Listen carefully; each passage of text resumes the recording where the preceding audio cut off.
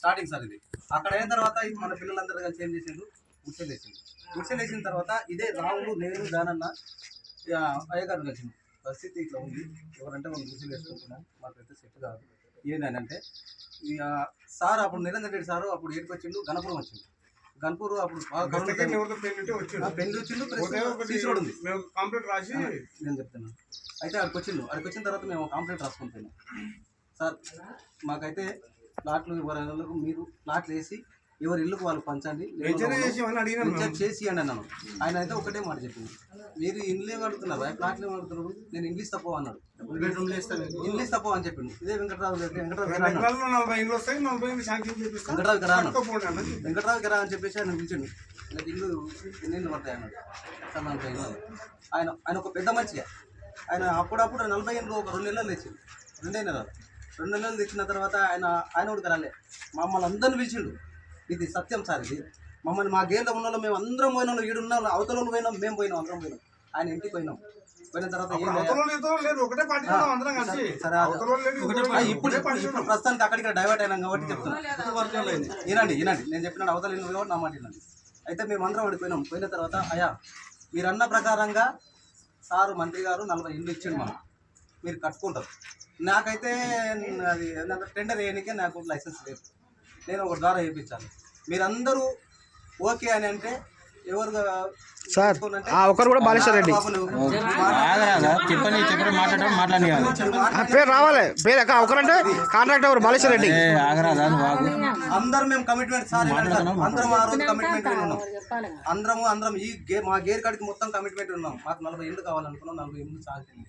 అయిన తర్వాత ఆయన ఏం చేసిండు, నేను కట్టిస్తా, నా దగ్గర అయితే లేవు, నేను టెండర్ వేయాలంటే బాలేశ్వర రెడ్డి సార్ ఉన్నారు, ఒకసారి మురళి సార్ ఉన్నారు. వీళ్ళిద్దరి మధ్యలో మన మండలంలో వీళ్ళు ఉన్నారు. వీళ్ళిద్దరి మధ్యలో ఎవరు అడుగుతున్నారంటే సార్ బాలేశ్వర రెడ్డి సార్ కన్నాను, ఆయనకు అనుకున్నాము. సార్ ద్వారా వేపిస్తానంటే మేమే కొంత నేనైతే ఇవ్వను, మీరు ఓన్గా ఎన్నో టెండర్ ఫైల్ ఇస్తానంటే సరే అన్నాము. అన్న తర్వాత టెండర్ వేయించిన తర్వాత ఆయా టెండర్ వేసేసినాము. మనకి మన ఫలానా వ్యక్తి మీద సార్ బాలేశ్వర రెడ్డి సార్ మీద ఉంది 40 ఇళ్ళు శాంక్షన్ అని, మరి ఎట్లా కట్టుకుంటారు అన్నది అని మేము వచ్చినాం. గవర్నమెంట్ ప్రకారంగా కడితే ఇల్లు కూలిపోతుంది, వెంబడే నాణ్యత ఉండదు, డబ్బులు సరిపోవు. కాబట్టి అవి మేము సార్ అందరం అనుకున్నాము, నాణ్యత పెంచండి, మేము ఎవరైతే మేము 5వ 10వ ఇస్తాము అని చెప్పి ఆ కాన్సెప్ట్ ఆ రోజు మాట్లాడినాం సార్.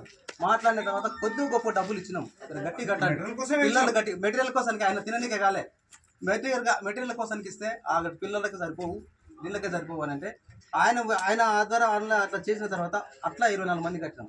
24 మంది ఇంకా మిగతా డబ్బులు కట్టండి కొద్దిగా గొప్ప అంటే అందరూ ఎగ్జాంపుల్ వెళ్ళలేదు సార్.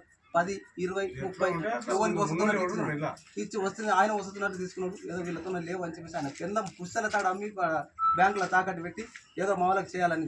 అయితే ఒకటి మాట సార్, మేము ఇచ్చిన ₹1,00,000 ఈ బేస్మెంట్ కట్టి ఇది సెట్ చేయడానికి ఒక మేస్త్రికి ₹1,00,000 అయింది. మేము ఇచ్చిన అమౌంట్ అక్కడనే అయిపోయింది. మీకు ఎంత వచ్చినాయి సార్? అన్న మీకు ఇప్పటికి కడితే డబ్బులు ఎంత వచ్చినాయి సార్? 16 లక్షలు 18 లక్షలు వచ్చినాయి. అదే ఒక ఇంటి విన ఎంత వచ్చినాయి సార్? ఒక ఇంటి విన 60 నుంచి 70 గవర్నమెంట్ చేంజ్ అయింది. అయిన తర్వాత అప్పుడు ఏందయ్యా మా పరిస్థితి? మీ దగ్గరికి 100 సార్లు వచ్చినాం సార్, మేము 10-15 సార్లు వచ్చినాం. 100 సార్లు అనగా 4 సార్లు వచ్చింది. సరే 4-5 సార్లు వచ్చినాం, అడిగినాం. ప్రస్తుతానికి బిల్లులు అయితే లేవు, పెట్టిన బిల్లు ఉంది. నాతో నేను కాడబడ్డా, నేను ఇది ఒకటే చేస్తాను, నేను అక్కడిక్కడ చేస్తున్నాను కాబట్టి ఇబ్బంది ఉంది, నేను కూడా చార్జ్ చేస్తాను అని చెప్పేసి కొద్దిగా చార్జ్ చేసినాం, స్లాబ్లు వేసినాం. అనుకోకుండా అనివార్య కారణంలో గవర్నమెంట్ చేంజ్ అయిన తర్వాత ఇప్పుడు గవర్నమెంట్ దీని మీద ఈ ఇంట్లో వినే డిసిజన్ తీసుకోలేదు.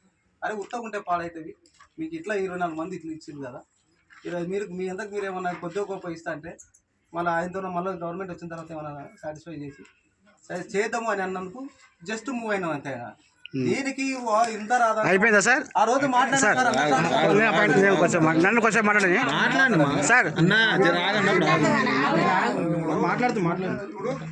సిమెంట్ దర్వాజాలు పెడతాను, సిమెంట్ దర్వాజాలు అవి గవర్నమెంట్ పాసిస్లో దయ పెడతారు. మరి అవి పెడితే ఎట్లా అన్నారు అంటే మాకు వద్దు, హస్తపుస్త ఇన్ని ఫైల్ ఇస్తాం, మాకు కట్టేవే పెట్టామని చెప్పినాం. అంతే, ఇది పరిస్థితి. ఇది జరిగిందంటే మేము ఎక్కడ పొరపాటు చేస్తాం.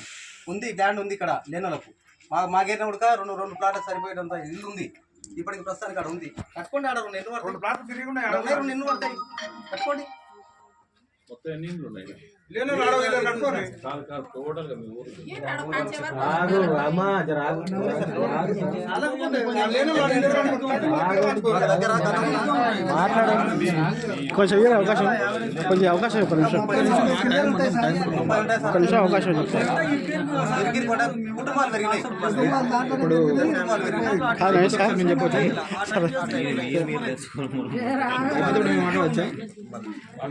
అయిన తర్వాత ఆ 24 ఇంట్లో వచ్చినాయి కదా సార్, ఎవ్వరు కాకపోతే ఆ 24 ఇంకా 16 ఇంట్లు ఊరికే 24 ఎవరన్నా ఏదో 10 వచ్చి మేము కట్టుకుంటాం. 40 మందికి ఇప్పుడు పంచాయతీ ఆ రోజు అంటే ఇప్పుడు కూడా ఏం లేదు. ఉన్న స్థలాలు ఇప్పుడు లేని వాళ్ళకి ఇచ్చారు. ఎట్లా కేటాయించుకోవడం అది ఉండండి.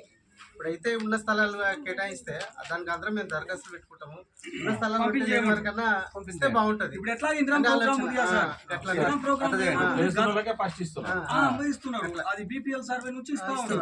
మరి ఇక్కడ ఓపెన్ ప్లేస్ ఉంది, అవి కూడా కాంటాక్ట్ చేస్తే అయిపోతుంది. మరి దాన్ని కూడా యాడ్ చేయొచ్చు, యాడ్ చేయొచ్చు, ఇందులో చేయొచ్చు, అన్ని చేయొచ్చు. అందరు కవర్ అవుతారు. అందరు కవర్ అవుతారు. అదే సార్. నేను ఒక నిమిషం, మేము కూడా ఒక ప్రశ్న అడుగుతున్నాం. వాళ్ళు అడిగి మా వాళ్ళు అడిగిన దానికి నేను జవాబు చెప్తాను. 24 మందిలో నేను 1,00,000 ఇచ్చిన సార్. ఇప్పుడు నాకు చెప్పే పైసా నీకు ఉందా లేదా? నువ్వు దర్వాజా తెచ్చి పెట్టావు సార్ ముందు నువ్వు పెద్ద మనిషివిగా, నువ్వు పెద్ద మనిషి అయినప్పుడు నేను నీతో పాటు నేను చెప్పాను కదా. ఇతను లేడు సార్, ఇతను కమావులు అంటాడు. వీళ్ళమ్మను ప్రతిసారి పిలుస్తాను సార్. సార్ చెప్పారు